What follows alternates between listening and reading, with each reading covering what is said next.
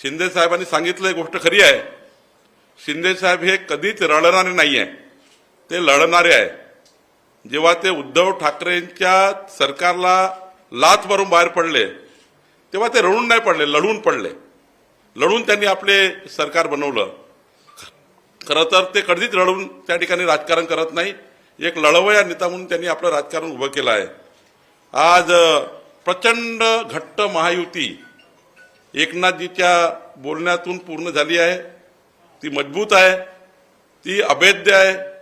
महाविकास आघाडीचे नेते या महायुतीला गालबोट लावण्याचा प्रयत्न करत होते, वावड्या उठवण्याचा प्रयत्न करत होते. पण आज एकनाथजींनी ज्या पद्धतीने या महाराष्ट्राला त्यांचं म्हणणं मांडलं आहे, देशात मांडलं आहे, खरं तर मला एकनाथजींच्या नेतृत्वावर खऱ्या अर्थाने अभिमान आहे.